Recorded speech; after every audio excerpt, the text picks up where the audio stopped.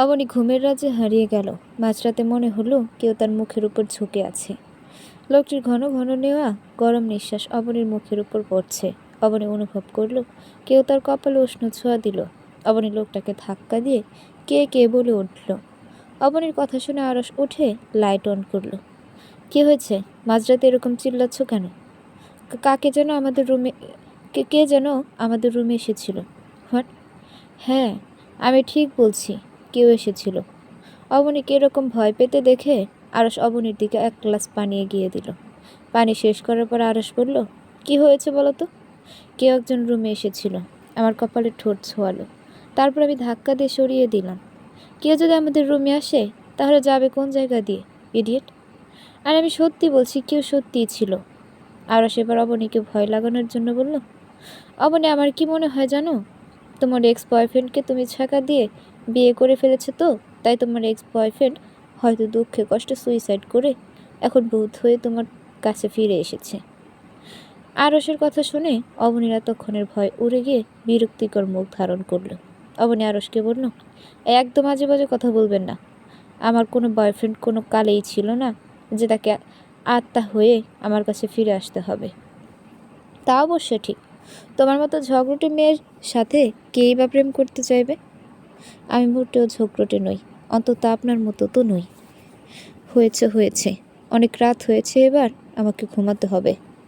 তুমি বরং নিজেই তোমার প্রেমিক পুরুষকে খুঁজে বের করো। এটা কি বললেন আপনি? আমার প্রেমিক পুরুষ মানে? না কিছু না, আমি ঘুমাচ্ছি, আমাকে একদম ডিস্টার্ব করবে না। কথাটা বলে আরস ব্ল্যাঙ্কেটটা গায়ে জড়িয়ে নিল। আরস ঘুমিয়ে পড়লে অবনী ঘুমাতে পারছে না। তার মনে ঘুরপাক খাচ্ছে, এটা কি স্বপ্ন নাকি সত্যি? অবনী নিজেই মনে মনে বলছে, আমি তো স্পষ্ট লোকটিকে ধাক্কা দিয়েছিলাম, মনে হলো তো সত্যিই কেউ ছিল, কিন্তু কে? আর এত অল্প সময়ের মধ্যে পালালোই বা কি করে? আচ্ছা, বাই এনি চান্স লোকটা উনি নয় তো? ছি, না, এটাও সম্ভব না। ওনার মতো মানুষ এরকমটা কল্পনাতেও আনতে পারে না। তাছাড়া আমি তো ওনার বিয়ে করা বউ, তাহলে কি সত্যি এটা আমাদের দুঃস্বপ্ন? এসব ভাবতে ভাবতে অবনী ঘুমিয়ে গেল। সকালবেলা অবনী ঘুম থেকে উঠে পাশে ফিরে দেখে আরস নেই। অবনী বিছানা থেকে উঠে জানালা খুলে দিল। জানালা দিয়ে রুমের ভেতর সকালের মিষ্টি রোদ ছড়িয়ে পড়েছে। অবনী বেশ কিছুক্ষণ মিষ্টি রোদ উপভোগ করে ফ্রেশ হয়ে নিচে যাওয়ার জন্য রুম থেকে যেই না পা বাড়ালো, অমনি কারোর সাথে ধাক্কা খেয়ে ধপ করে পড়ে গেল। ও বাবা গো, আমার কোমরটা শেষ, মনে তো হয় না আমার জীবনে উঠে দাঁড়াতে পারবো। আরও অবনীকে ধরে দাঁড় করিয়ে বলল, বেশি ব্যথা লেগেছে তোমার? অবনীর কাছে আরশের এই কথাটা যেন আগুনের মতো, ঘি ডালার মতো। অদ্ভুত মানুষ তো আপনি।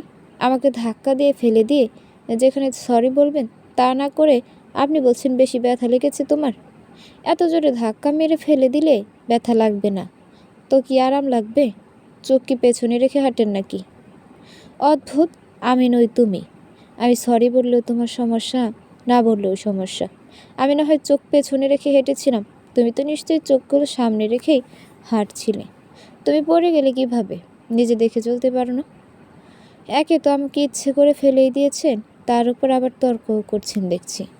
Shut up, idiot. আমি তোমাকে ঘুম থেকে জাগানোর জন্য ওপরে এসেছি।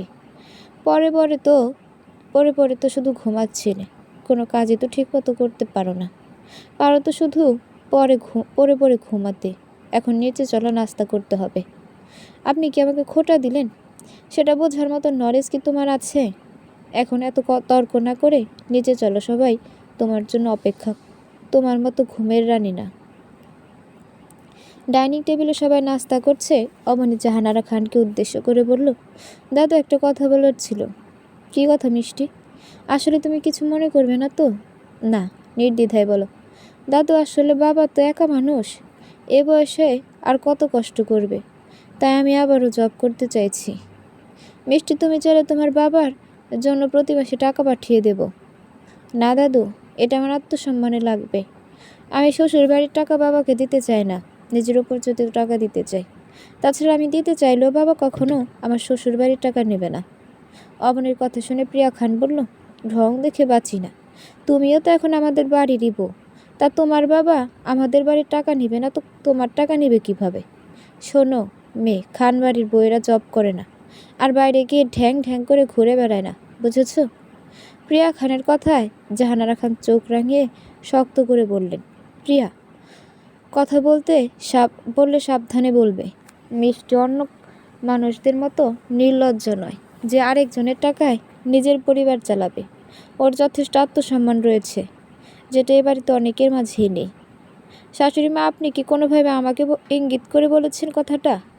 ওই দেখো, পড়ল কথা সবার মাঝে, যার কথা তার গায়ে বাজে। যাই হোক, তুমি যে বললে খানবাড়ির বউয়েরা জব করে না, তো এই নিয়ম তুমি তৈরি করেছিলে? নিজেই জব করো না বলে কি সবাই অন্য কেউ করতে দেবে না নাকি? তুমি মনে হয় ভুলে যাচ্ছ আমি এখনও একজন জাজ। তুমি কি বলতে চাইছো আমি এই বাড়ির বউ নই? শাশুড়ি মা, আপনি জব করেন সেটা আপনার বিষয়, কিন্তু আমি চাই না আমার পুত্রবধূ ঘরের বাইরে বের হোক। ও কি করবে না করবে সেটা ওর ডিসিশন। ডিসিশন নেওয়ার তুমি কে? মিষ্টি জব করবে, আর সেটা আমাদের অফিসেই করবে। মিষ্টি আমাদের অফিসের জিএমের চেয়ারে বসবে। অবনী জিএমের চেয়ারে বসবে শুনে আরসের কাশি উঠে গেল। জাহানারা খান আরস আর অবনীকে উদ্দেশ্য করে বলল, মিষ্টি আর দাদু ভাই, তোমরা দুজন খাবার খেয়ে জামা কাপড় গুছিয়ে নাও।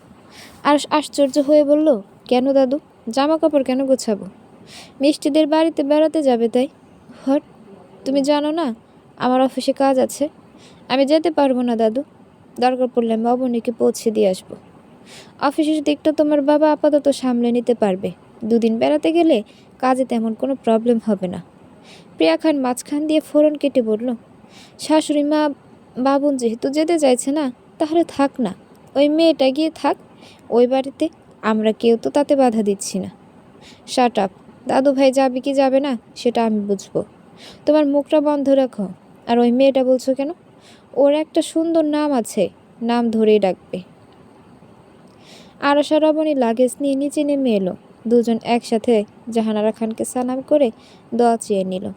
তারপর আকবর খানকে সালাম করা শেষে অবনী খানকে সালাম করে বলল, আসছি, মা দোয়া করবেন। অবনীর কথা শুনে প্রিয়া খান বিস্মিত হয়ে তাকিয়ে বলল, দেখেছো মেয়ের কেমন শিক্ষা? শাশুড়ি মাকে যে মা বলে ডাকতে হয়, এটা তোমাকে কেউ শেখায়নি? জন্মের পর থেকে তো মা ছিল না, তাই শেখানোর মতো কেউ ছিল না। ভেবেছিলাম বিয়ের পর শাশুড়ি মায়ের কাছ থেকে সব শিখব, তাই আপনার কাছ থেকেই তো শিখেছি শাশুড়িকে শাশুড়ি মা বলে ডাকা। অবনীর কথা শুনে আরো ঠোঁট চেপে হাসল। এদিকে অবনীর কথা শুনে প্রিয়া খান তেলে বেগুনে জ্বলে উঠল। এই মেয়ে, তোমার এই স্পর্ধা দেখে আমি অবাক হয়ে যাচ্ছি। তুমি আমার মুখের উপর তর্ক করছো কেন? শাশুড়ি মা ভুল কিছু তো বলিনি। আমি আপনাকে অবশ্যই মা বলে ডাকবো, কিন্তু তার আগে আপনি দাদুকে মা বলে ডাকতে হবে। তোমার মতো মেয়ের মুখ থেকে আমার মা ডাক শোনার কোনো ইচ্ছে নেই। বুঝেছ? যত সব। কথাটা বলে প্রিয়া খান মুখ ভেঙচি কেটে হনহনিয়ে সেখান থেকে চলে গেল।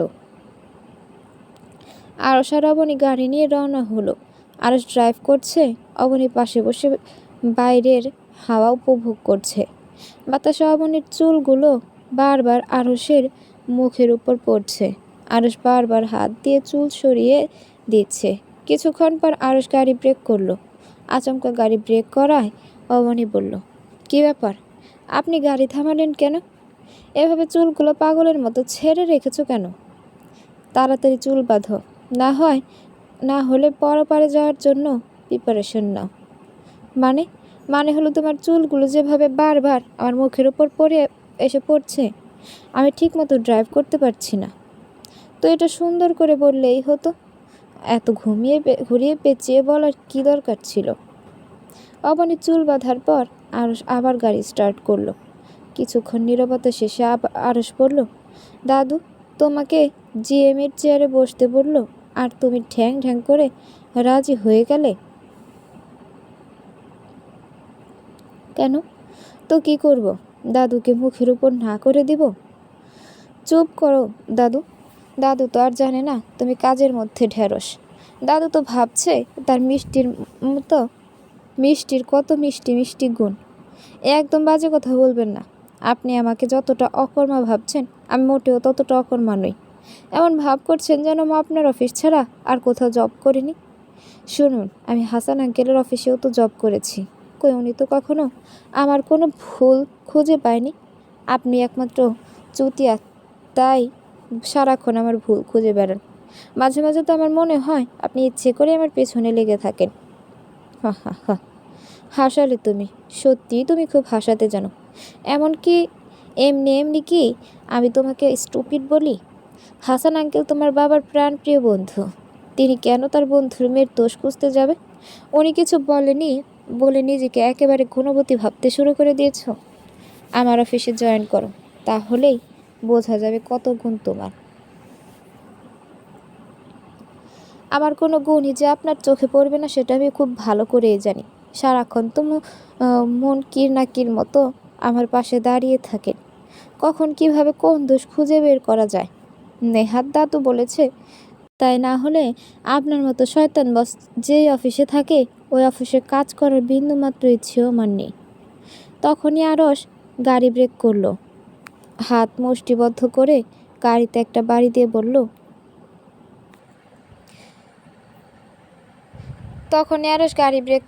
হাত মুষ্টিবদ্ধ করে গাড়িতে একটা বাড়ি দিয়ে বলল, শিট। আচমকা গাড়ি থামানোয় অবনী বলল, কি ব্যাপার, আপনি গাড়ি কেন থামানেন? আমি থামাইনি, গাড়ি নিজে থেকেই থেমে গেছে। আর কি হচ্ছে আমার সাথে? গাড়ি নিজে নিজে থামে কিভাবে? নাকি এখন আমাকে শাস্তি দেওয়ার জন্য এই বুদ্ধি বের করেছেন? Shut up, idiot. বাইরে তাকিয়ে দেখো, রাস্তা কাদায় ভরে আছে। আমি ভেবেছিলাম চালিয়ে যেতে পারবো, বাট এখন গাড়ির চাকাটা আটকে গেছে। অবনী বলল, ছি ছি, আপনার মতো একজন টপ বিজনেসম্যানের গাড়ির চাকা এত নর্মাল যে সামান্য কাদায় আটকে গেল? সে তুলনায় তো আমার বাবার গ্যারেজের গাড়িগুলো যথেষ্ট ভালো, চলে একেবারে ভো ভো করে। অবনীর কথা শুনে আরশ অবনীর দিকে কড়া দৃষ্টিতে তাকাতেই অবনী জোরপূর্বক হাসি দিয়ে বলল, কি ব্যাপার, আপনি এভাবে তাকিয়ে আছেন কেন? আমি জানি আমি দেখতে যথেষ্ট সুন্দরী। আমার দিকে এভাবে না তাকিয়ে বাসায় কিভাবে পৌঁছাবেন সেটা ভাবুন, আমাকে পরেও দেখতে পারবেন। অবনী ড্রাইভিং সিটে বসে আছে আর আরশ পেছন থেকে গাড়ি ধাক্কা দিচ্ছে। আরশ গাড়ি ধাক্কা দিতে দিতে হাঁপিয়ে গেল, সারা শরীর ঘামে ভিজে গেছে। আরশ কপাল থেকে ঘাম মুছে অবনীকে জিজ্ঞেস করল, অবনী আর কত দূর যেতে হবে আমাদের? আরে সামান্য একটু রাস্তা, তারপরে আমাদের বাসা। আরশ এবার শক্ত কণ্ঠে বলল, এই থামবে তুমি? আর একবার যদি বলেছ সামান্য একটু রাস্তা, তাহলে দেখো আমি কি করি। সেই কখন থেকে সামান্য একটু রাস্তা, আর একটু সামনে গেলে আমাদের বাসা, এসব বলে আসছো। সামান্য সামান্য করতে করতে এই পর্যন্ত এসেছি, এখন পর্যন্ত বাড়ির প দেখতে পাচ্ছি না। আরে আমি যদি দূরে বলতাম তাহলে কি আপনি এত দূর পর্যন্ত গাড়িটা নিয়ে আসতেন? তবে এবার সত্যি বলছি, একদম সিরিয়াসলি বলছি, আর একটু সামনে গেলেই আমাদের বাসা। সত্যি বাবা, এজন্যই তো বলি প্রতিদিন অফিসে এত লেট করে যেতে কেন। আসলে আমার বোঝা উচিত ছিল তোমার বাড়ির রাস্তাটা ঠিক তোমার মতোই ঝামেলা।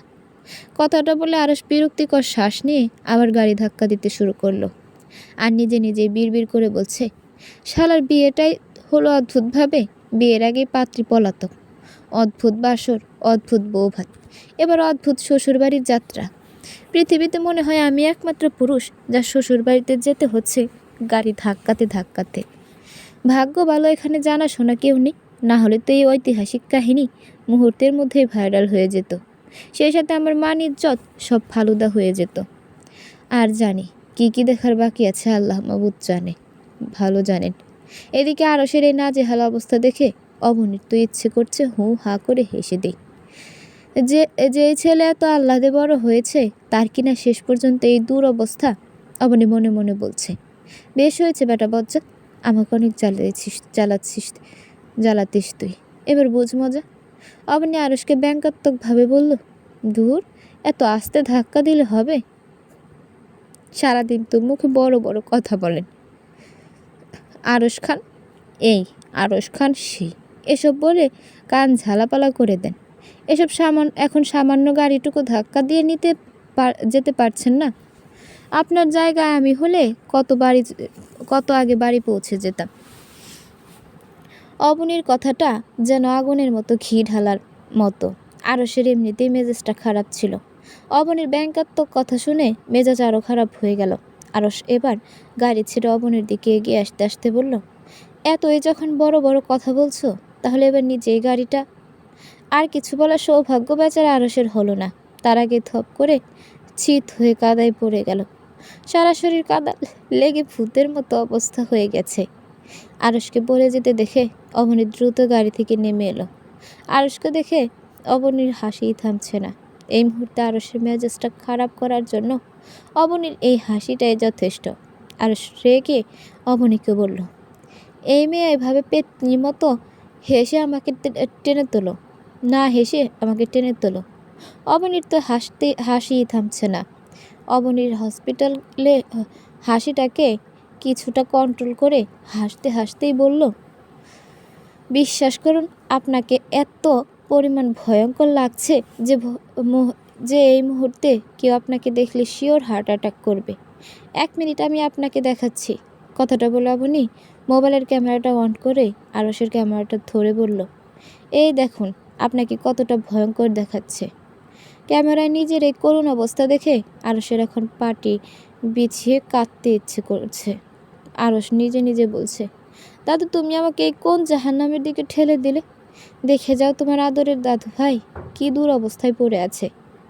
আরসের কথা শুনে অবনী আবারও হাসি শুরু করলো। অবনীকে হাসতে দেখে আরস অবনীর দিকে চোখ রাঙিয়ে তাকালে অবনী হাসতে হাসতে বলল, এভাবে তাকাবেন না প্লিজ। আপনাকে যে পরিমাণ ভয়ঙ্কর লাগছে তার উপরে এরকম চোখ রাঙানো দেখা যাবে, আমি অজ্ঞান হয়ে গেলাম। পরে আপনারই বিপদ বাড়বে। না পারবেন আমাদের বাড়ি পৌঁছাতে, আর না পারবেন নিজের বাড়ি ফিরে যেতে। শাট আপ ইডিয়েট, চুপচাপ আমাকে তোলো। আর এটা কোথাও বলবে না তুমি, একটা কথাও বলবে না তুমি। ইস, শখ কত আমাকে কাঁদিয়ে ফেলার ধান্দা, তাই না? কি ভেবেছেন আমি বোকা? নিজে নিজেই উঠুন, হ্যাঁ পারলে। আরে সত্যি বলছি, ফেলবো না, তোলো আমাকে।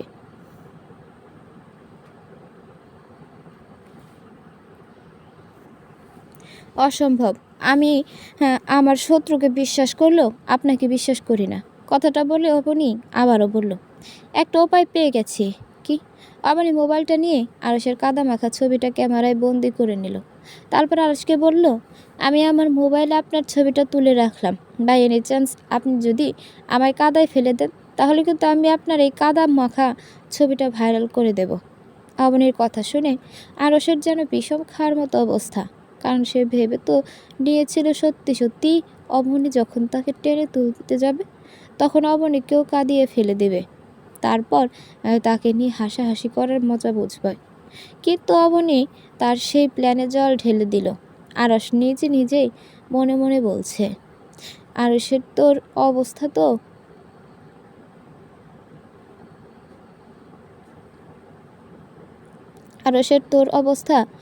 তো ঠিক খরগোশ আর কচ্ছপের মতোই।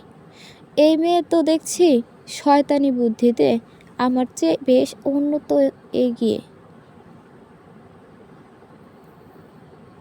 তারপর অবনী একটা লাঠি দিয়ে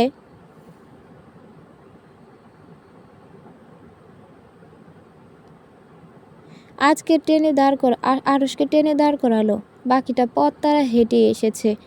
আর রাস্তায় আরসকে দেখে ছোট বাচ্চারা এমনভাবে হাসাহাসি করছিল যেন তারা কোনো মানুষ নয়, জোকারকে দেখছিল। মেয়ের ডেকে আমজাদ আলম দ্রুত ঘর থেকে বের হয়ে এলো। তারপর মেয়েকে দোয়া করে বলল, কী রে মা, জামাই ভালো আসেনি? বাবার কথা শুনে অবনী হাসতে হাসতে বলল, এসেছে তো, ওই যে দেখো সারা শরীর কাদায় ঢেকে আছে। কি এরকম কেন হলো? কিভাবে আবার? আমাদের বাড়ির রাস্তায়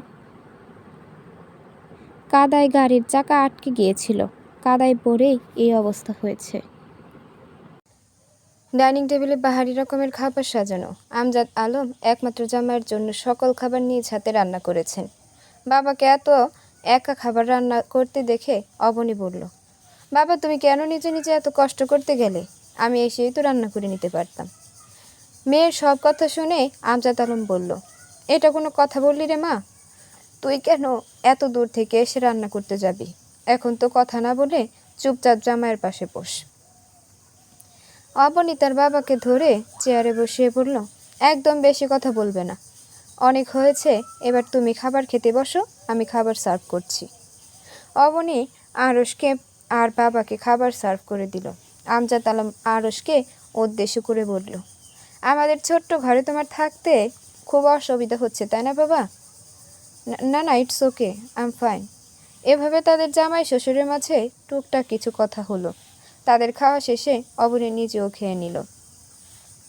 রাত্রিবেলা কারেন্ট চলে যাওয়ায় চাঁদের আলো উঠোনে চেয়ার নিয়ে জামাই শ্বশুর খুশ গল্পে মেতে উঠল। অবনী কফি বানিয়ে নিয়ে এলো তাদের জন্য। তারপর অবনীও তাদের জামাই শ্বশুরের আড্ডায় যোগ দিল। গল্প করতে করতে কোন ফাঁকে মধ্যরাত পেরিয়ে রাতে শেষ অংশ চলে এলো, কেউই টের পেল না।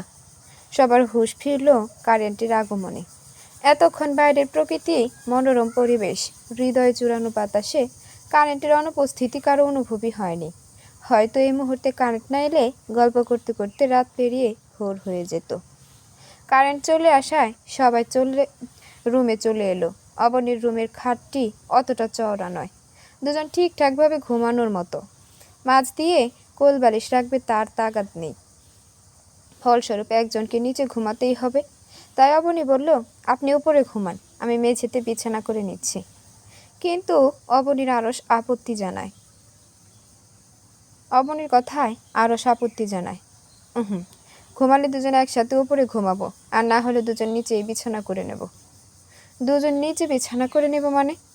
হ্যাঁ, তুমি খাটের এই পাশে বিছানা করবে আর আমি ওই পাশে, সিম্পল। এত নাটকের তো দরকার নেই। আপনি আমাদের অতিথি, তাই আপনি উপরে ঘুমান, আমি নিচে ঘুমাতে পারবো। আমি তো অত বিলাসবহুলভাবে বড় হইনি, তাই নিচে ঘুমাতে আমার প্রবলেম হবে না। গায়ে কাদা মেখে যদি বাড়ি পর্যন্ত আসতে পারি, নিচেও ঘুমাতে পারবো। ইনসাল্ট করছেন? ইনসাল্টের কি হলো? আমি জাস্ট তোমাকে এটাই বুঝালাম, নিচে ঘুমাতে আমার প্রবলেম হবে না। আপনি তো ঢং কেন করছেন বলুন তো? এখানে তো আমি আর আপনি ছাড়া কেউ নেই যে আপনাকে সিনেমা শুটিং করতে হবে। আপনার মনে আবার আমার প্রতি এত দরদ কবে থেকে জন্মালো? তোমার প্রতি আমার দরদ জন্মাতে যাবে কেন?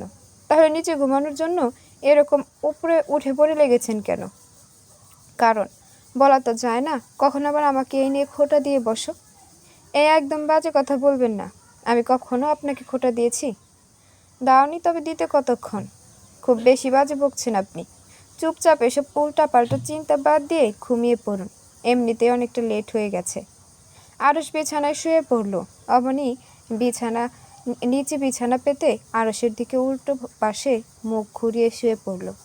আর নিজেই বলছে, কেমন অসভ্য লোক রে বাবা, আমি তো ভেবেছিলাম আমাকে ভালোবেসে নিচে ঘুমাতে চেয়েছিল, অথচ শেষে কিনা আমি খোঁটা দেব সেই ভেবে নিচে ঘুমাতে চেয়েছে।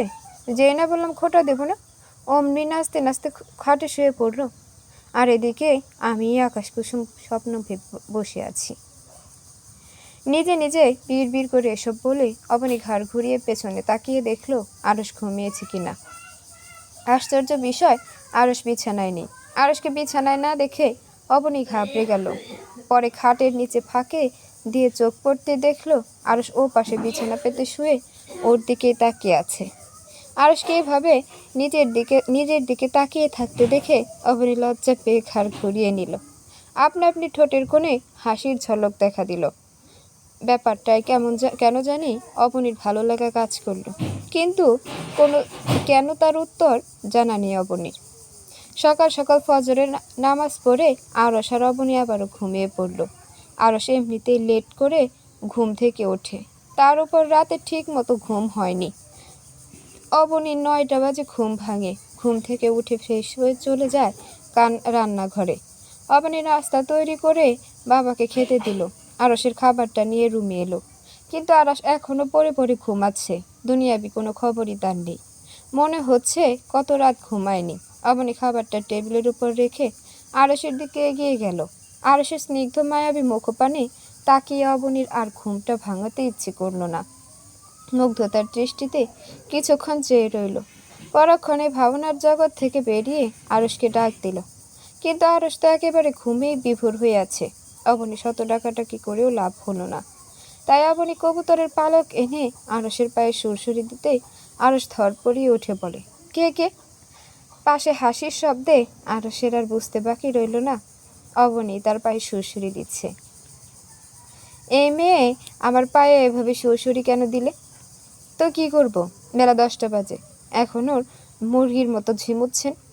Stop this nonsense. তুমি কি আমাকে একটা দিনও ঠিকঠাক ঘুমোতে দিবে না? না, দেব না, কারণ মানুষ রাতের বেলায় ঘুমায়, দিনের বেলায় নয়। আরস একরাশ বিরক্তি নিয়ে উঠে গেল। বিকেলবেলা আমজাদ আলম অবনীকে বলল আরসকে নিয়ে বাইরে হাঁটতে যেতে। বাবার কথা অনুযায়ী অবনী আরসকে নিয়ে বের হলো। সারা বিকেল তারা দুজন হাঁটাহাঁটি করে সন্ধ্যার দিকে বাসায় ফিরল। ক্লান্তিতে আরস বিছানায় পিঠ এলিয়ে দিল। আরসের জীবনে এতটা পথ কখনো হাঁটেনি। চার দেওয়ালের মাঝে বদ্ধ ছিল তার জীবন, তাই বাইরের প্রকৃতিটা একটু অন্যরকমভাবে উপভোগ করছে সে।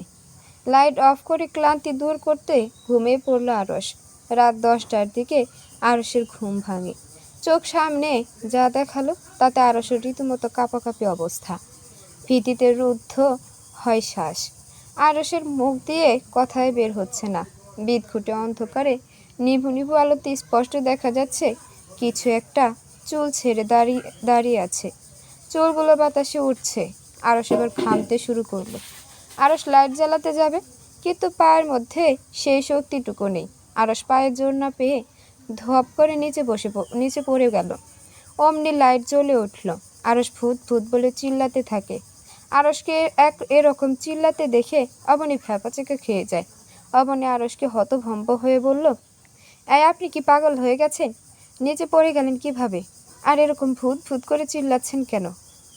অবনীর কণ্ঠে শুনে আরস হুট করে অবনীকে জড়িয়ে ধরে বলল, ভূত ভূত? তোমাদের বাসায় ভূত আমার পিছু নিয়েছে। অবনী পড়ল মহাঝামেলায়। আরসকে অনেক কষ্টে নিচ থেকে ছাড়িয়ে বলল, এই কি আবুল তাবুল বকছেন? আমাদের বাসায় কোনো ভূত টুত নেই। আরস ভীত কণ্ঠে বলল, বিশ্বাস করো, আমি নিজে ভূতকে দেখেছি। আরস হাত দিয়ে ইশারা করে অবনীকে বলল, এই জায়গাটায় চুল ছেড়ে দাঁড়িয়েছিল। আমার মনে হয় আমরা ঘুরতে যাওয়াতেই কোনো মেয়ের আত্মা আমার পিছু নিয়েছে। এবার আমার কি হবে? ওরে বাবা গো, আমি আর এই বাড়িতে থাকবো না। অমনি প্লিজ, আজকের রাতটা তুমি আমার পাশেই থেকো। তুমি আমার পাশ থেকে সরে যেও না প্লিজ, না হলে ওই শাকচুন্নি আবারও চলে আসবে। আরসের কথা শুনে অবনীর আর বুঝতে বাকি রইল না আরস কিসের কথা বলছে। অবনীর তো এবার যেন হাসিই থামছে না। অবনী এরকম পাগলের মতো হাসতে হাসতে দেখে আরসের মেজাজটা খারাপ হয়ে গেল। সে এখনো ভয়ে মরছে, আর এই মেয়ে কিনা তাকে নিয়ে ঠাট্টা করছে। আরস চোয়ার শক্ত করে অবনীকে বলল, এভাবে পাগলের মতো হাসছো কেন? তোমার কি মনে হয় আমি তোমার সাথে ঠাট্টা করছি? আমার কথা বিশ্বাস হচ্ছে না, তাই তো? এখন শাকচুন্নিটা তোমার ঘাড় মটকাবে, তখন বুঝবে তুমি। অবনী এবার হাসি থামিয়ে কোমরে হাত রেখে ভ্রু যুগল কুচকে শক্ত কণ্ঠে বলল, আপনি আমাকে শাকচুন্নি বললেন কেন? আরে আমি তোমাকে শাক কেন বলতে যাব? আমি তো ওই শাকচুন্নি। এইটুকু বলে আরস থেমে ভাবুক ভঙ্গিতে বলল, এক মিনিট ভাই, এনি চাষের শাকচুন্নিটা তুমি নও তো? একদম শাকচুন্নি বলবেন না। হ্যাঁ, ওটা আমিই ছিলাম। আপনি উল্টো পাল্টা দেখে ভেবে ভয় পাচ্ছিলেন। Shut up, idiot. এভাবে কেউ রাত্রিবেলা শাকচুন্নির মতো অন্ধকারে চুল ছেড়ে দাঁড়িয়ে থাকে? আর একটু হলেই তো আমার প্রাণ পাখি উড়ে যেত। আপনি চুপ করুন। অতিরিক্ত গরম পড়েছিল, তাই শাওয়ার নিয়ে চুল শুকানোর জন্য ফ্যানের সামনে দাঁড়িয়েছি। আর আপনিই বা এত ভীতু কেন? সারাক্ষণ তো খুব সাহসী দেখান, আর এখন সামান্য একটা ভূত দেখেই সব সাহস ফুস করে উড়ে গেল। তোমার তো শাকচুন্নিকে দেখলে যে কেউ এমনিতে ভয় পেয়ে যাবে। আপনি বারবার আমাকে শাকচুন্নি বলছেন কেন? শাকচুন্নির মতোই তো লাগছিল, আর আপনাকে তো বাঘরূপী বিড়ালের মতো লাগছিল। শোনো মেয়ে, আমি মোটেও ভয় পাইনি। জাস্ট তোমাকে বুঝিয়ে দিলাম, তুমি নিজেকে যতই সুন্দরী মনে করো, দিন শেষে তোমাকে শাকচুন্নির মতোই লাগে। এই জিনিসটাই আপনার দোষ। সবসময় সব কিছুতে আপনি হারতে নারাজ। আপনি নিজেকে যতই হিরো ভাবেন, দিন শেষে আপনাকে আমার কৌতুক অভিনেতা দিলদারের মতোই লাগে। হোয়াট? তোমার সাহস দেখে অবাক হয়ে যাচ্ছি। এত বড় বড় কথা বলার সাহস হয় কি করে তোমার? তুমি কি ভুলে যাচ্ছ তুমি কার সামনে দাঁড়িয়ে কথা বলছো? না, আমি ভুলিনি। তবে আপনি বোধহয় ভুলে গেছেন আপনার কাদা মাখা পিকটা এখন আমার মোবাইলেই রয়েছে। ব্যাস, এটুকু কথাতে আরসের মুখ চুপসে গেল। আরস মনে মনে বলছে, এর একটা ব্যবস্থা করতেই হবে। পিক তো তোমাকে ডিলিট করতেই হবে মিসেস খান। আগে পিকটার ব্যবস্থা করি, তারপর তোমার ব্যবস্থা কিভাবে করতে হয় তা আমি খুব ভালো করেই জানি। Just wait and watch. দেখতে দেখতে অবনী আর আরসের চলে যাওয়ার সময় চলে এলো। আমজাদ আলম অবনীকে বলল, মাত্র কদিন এলো এসেছিস, এত তাড়াতাড়ি চলে যাবি? অবনী আবেগ আবেগাল আবেগ আপ্লুত হয়ে শীতল কণ্ঠে বলল, হ্যাঁ বাবা, আর থাকা সম্ভব নয়। ওনার অফিস খোলা, তার উপর বাড়িতে বিদ্যুৎ আসবে, তো তাই তাড়াতাড়ি যেতে হচ্ছে। বিদ্যুৎ কথাটা শুনে আমজাদ আলম অবাক চাহনি দিয়ে জিজ্ঞেস করল, বিদ্যুতের সমস্যা হলে মেকানিক খবর দিলেই তো হয়, তোদের যাওয়ার কি দরকার? আরে বাবা, এই বিদ্যুৎ সেই বিদ্যুৎ নয়, এই বিদ্যুৎ হলো ওনার বন্ধুর নাম। আরও অবনীকে বলল, তার বাবাকে বলে যাতে একটা গাড়ি ঠিক করে দিতে বাড়ি পৌঁছানোর জন্য। ওই দিন আরসের গাড়ির চাকাটা পাঞ্চার হয়ে গিয়েছিল। রাস্তায় যে পরিমাণ কাদা সিএনজি বা বাইক চলে, সুন্দরভাবে এক সাইড দিয়ে যাওয়া যাবে। অবনী তার বাবাকে ব্যাপারটা জানিয়ে জামাকাপড় লাগেজে গুছিয়ে নিল। কিছুক্ষণ পর আমজাদ আলম এসে আরসকে উদ্দেশ্য করে বলল, বাবা, আমাদের এখানে তো ঘন্টার পর ঘন্টা দাঁড়িয়ে থাকলেও সিএনজি পাওয়া যায় না, তাই আমি একটা মোটরসাইকেল ব্যবস্থা করে ফেলেছি। তবে মোটরসাইকেলটি একটু পুরনো, তবে একদম ঠিকঠাক মতোই চলে। ঠিক আছে, সমস্যা নেই, চলুন। আরস মোটরসাইকেল দেখতে গেল আর এমনিতেও এগোতে লাগলো। অবনীও এগোতে লাগলো। রুম থেকে বেরিয়ে আরস আমজাদ আলমকে উদ্দেশ্য করে বলল, বাবা, গাড়ি কোথায়? আমজাদ আলম হাত দিয়ে ওঠানোর দিকে ইশারা করে বলল, ওই যে এই মোটর সাইকেলটা। আরসের তো এবার হাওয়া করে কাঁদতে ইচ্ছে করছে। শেষ পর্যন্ত তার শ্বশুর কিনা তার জন্য এরকম একটা গাড়ি জোগাড় করলো। গাড়ির নাক মুখ কিছুই অবশিষ্ট নেই, একেবারে 1989 সালের মোটর সাইকেল। পুরনো গাড়ির কথা শুনে আরস ভেবেছিল একটু পুরনো, কিন্তু মোটর সাইকেলটি দেখার পর আরসের চক্ষু চড়ক গাছ। এরকম গাড়ি নিয়ে যাওয়ার চেয়ে তো হেঁটে যাওয়া অনেক ভালো। জামাইয়ের এরকম হতভম্ব মুখ দেখে আমজাদ আলম বুঝতে পারলেন গাড়িটি তার পছন্দ হয়নি। তিনি তবুও সান্ত্বনা স্বরূপ আরসকে বলল, বাবা, গাড়িটি দেখতে এরকম হলে খুবই ভালো সার্ভিস দেয়। অবনী রুম থেকে বেরোতে বেরোতে মাছ দিয়ে ফোড়ন কেটে বলল, একদম দারুণ সার্ভিস দেয়, আপনি একেবারে নিশ্চিত থাকতে পারেন। অন্তত আপনার এই নড়বড়ে গাড়ির মতো অর্ধেক রাস্তায় থেমে যাবে না। আরস অবনীর দিকে কটমট দৃষ্টিতে তাকালো আর নিজে মনে মনে বলছে, গাড়ির যে দশা দেখছি, অর্ধেক রাস্তা পর্যন্ত যাওয়ার সৌভাগ্য কি আমার হবে? আরসকে চুপ থাকতে দেখে আমজাদ আলম একটু আমতা আমতা করে বলল, জামাই বাবা, তুমি কি এই গাড়িতে করে যেতে ইচ্ছুক নও?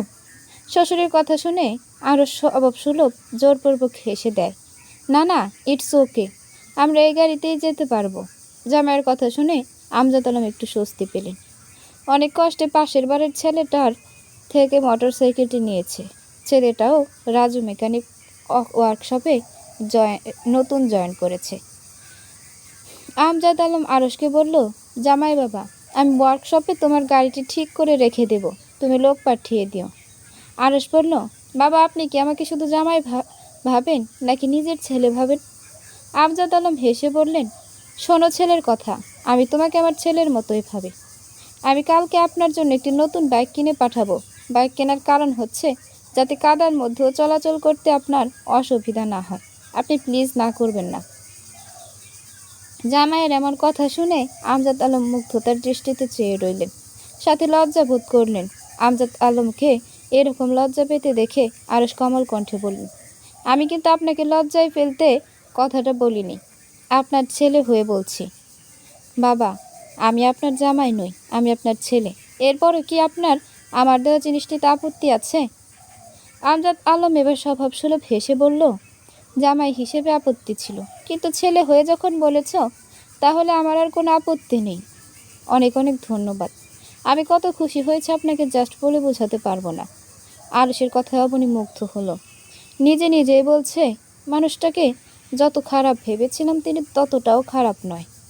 কিছু কিছু আচরণ উনি সত্যিই প্রশংসার যোগ্য।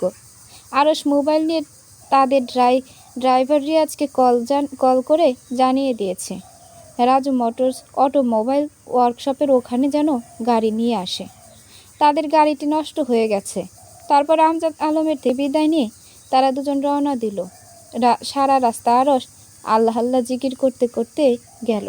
আর কিছুক্ষণ পর পর পেছনে তাকিয়ে দেখছে অবনী পেছনে আছে নাকি গাড়ির অর্ধেক ভেঙে রাস্তাতে রয়ে গেছে। রাস্তায় আরসকে দেখে অনেক মেয়েরা হাসাহাসি করছিল আর বলছিল, এত হ্যান্ডসাম ছেলে কিনা টমটম গাড়ি চালাচ্ছে। আহারে, আবার কেউ কেউ বলাবলি করছে রসিক ভাতেও মরে, রসিক শীতেও মরে। আরস ওয়ার্কশপের সামনে গাড়ি ব্রেক করলো। রিয়াজ গাড়ি থেকে নেমে আরসকে একটা টমটম গাড়িতে চড়তে দেখে হো হো করে হেসে দিল। আরস রিয়াজদের দিকে কটমট দৃষ্টিতে তাকাতেই হাসি বন্ধ হয়ে গেল। আরস রিয়াজকে পেছনে গিয়ে বসতে বলল, নিজে ড্রাইভ করবে বলে। অবনী আরসের পাশের সিটে বসলো। সারা রাস্তা পিনপতন নীরবতা। বাসায় পৌঁছানোর পর গাড়ি থেকে নেমে আরস পা বাড়ালো। অবনী পেছন থেকে বলে, আমার বাবাকে নিয়ে এতটা ভাবার জন্য ধন্যবাদ আপনাকে। আরস ঘাড় বাঁকিয়ে পেছন ফিরে পকেটে হাত গুজে বলল, শোনো মেয়ে, শ্বশুর মশাইয়ের সাথে ভাব করে নিয়েছি বলে ভেবো না শ্বশুরের মেয়ের সাথেও ভাব করে নেব। আরসের কথা শুনে অবনী ভেবাচাকা খেয়ে গেল। অবনী হতভম্ব হয়ে প্রশ্ন ছুড়ল, আপনার সাথে কে ভাব করতে চাইছে? আরস একটু ভাব নিয়ে বলল, না, তোমার কথা শুনে মনে হলো আমার সাথে যে পড়ে ভাব করতে চাইছো। আপনার মতো শয়তান লোকের সাথে ভাব করার কোনো ইচ্ছাই আমার নেই, বুঝেছেন আপনি? কথাটা বলে অবনী খান ভবনের এদিকে পা বাড়ালো। আরস তার যাওয়ার পানে তাকিয়ে রইল আর নিজে নিজেই বলল, ভাব তো তুমি করবেই মিসেস খান, আমার মনের খাঁচায় তো তোমাকে বন্দি করবই। তোমার জন্য এত আয়োজন আর তুমি এরকম পালাই পালাই করবে, তা তো হতে পারে না। আমি তোমাকে বাধ্য করব না, তুমি নিজেই আমাকে ধরা দেবে। It's my challenge. কথাটা বলে আরশও পা বাড়ালো খান ভবনের দিকে। অবনী গিয়ে জাহানারা খানকে জড়িয়ে ধরল। জাহানারা খান অবনীর কপালে ঠোঁট ছুঁয়ে বলল, কেমন আছো মিষ্টি? বাবার বাড়ি গিয়ে তো আমাকে ভুলেই গিয়েছ। না দাদু, ভুলিনি, প্রতিটি মুহূর্ত তোমাকে মিস করেছি। আমাদের ওইদিকে সিগন্যাল বেশি একটা থাকে না, তো তাই নেটওয়ার্কের প্রবলেমের জন্য বেশি কথা বলতে পারিনি। জাহানারা খান মৃদু হেসে বলল, হ্যাঁ, আমি বুঝতে পেরেছি, মজা করার জন্যই কথাটা বললাম। জাহানারা খান সোফায় বসা একজন সুদর্শন যুবককে দেখিয়ে বলল, ও হলো বিদ্যুৎ, ওর কথাই বলছিলাম তোমাকে। আর বিদ্যুৎ, ও হচ্ছে আমার নাতবউ। লোকটি সোফা থেকে উঠে দাঁড়ালো। অবনী তাকে সালাম দিল। দুজনের মাঝে ভালো মন্দ কথা হলো। বিদ্যুৎ অবনীকে উদ্দেশ্য করে বলল, আমি কিন্তু তোমার ভাইয়ের মতো, সো আমাকে ভাই বলে ডাকতে হবে। আসলে আমার পরিবার বলতে আরসের ফ্যামিলিকেই বুঝি। আমি যখন অনার্স তৃতীয় বসেছিলাম সেই সময়টায় বাবা মা আমাদের একা করে চলে যায়। বিদ্যুতের কথা শুনে অবনী অবাক হয়ে বলল, আমাদের মানে? হ্যাঁ, আমাকে আর আমার ছোট বোনকে ছেড়ে চলে গেছে পরপারে। ও আচ্ছা, আপনার বোন কোথায়? ছিল, এখন আর নেই। কথাটা বলে বিদ্যুতের চোখ দিয়ে পানি গড়িয়ে পড়ল। বিদ্যুতের কান্না দেখে অবনীর মনে কষ্ট অনুভব হয়। অবনী কৌতূহল হয়ে জিজ্ঞেস করে, নেই মানে? কি হয়েছিল আপনার বোনের? বিদ্যুৎ চোখের পানি মুছে বলল, বাদ দাও সেসব কথা। ওইসব কষ্টের মুহূর্ত স্মরণ করে আনন্দের মুহূর্তগুলোকে নষ্ট করতে চাই না। তোমাকে অনেকটা আমার ছোট বোনের মতোই লাগছে। তোমাকে দেখে বোনের কথা মনে পড়ে গেল, তাই তুমি আমাকে ভাই বলে ডাকবে। আমি কি তোমাকে বোনু বলে ডাকতে পারি? অবনী উৎফুল্ল হয়ে বলল, কেন নয়, আমারও কোনো ভাই নেই। ভালোই হলো, আমি একটা পাতানো ভাই পেয়ে গেলাম। এখন থেকে কিন্তু আর কান্না করবেন না, ভেবে নিন আমিই আপনার বোন। আরও সদর দরজা দিয়ে ড্রয়িং রুমে প্রবেশ করতে করতে বলল, বাবা, সবাই দেখছে আমাকে ছাড়াই খোশ গল্পে মেতে উঠেছে। আরও একজনও যে বেড়াতে গিয়েছিল সেটা যেন কারো মনেই নেই। জাহানারা খান ঠাট্টার স্বরে বলল, তা দাদু ভাই, এখানে আমিও আছি, বিদ্যুৎ আছে। কথাটা কাকে উদ্দেশ্য করে বললে শুনি? আলস ভাবে জবাব দিল, যেহেতু কারো নাম মেনশন করিনি, তাহলে বুঝতে হবে উভয়কেই বলেছি। বিদ্যুৎ এগিয়ে এসে আরসকে জড়িয়ে ধরল। মাত্র 1 মাসের জন্য দেখা হয়নি, কিন্তু মনে হচ্ছে কতগুলো বছর তোর সাথে সাক্ষাৎ হয়নি। আমি বিদেশ থাকলেও আমার আত্মাটা তোর বিয়েতেই পড়েছিল। কত ইচ্ছে ছিল তোর বিয়েতে মজা করব, অথচ সেরকম কিছুই হলো না। আমার ট্রিট কিন্তু চাই। আর কত অন্যের বিয়ে ট্রিট নিবি? এবার অন্তত নিজে বিয়েটা কর। কি আর করার বল, জীবনে কোনো কিছুই তোকে হারাতে পারিনি। শেষ বিয়েটাও আগে নিজে করে নিনি।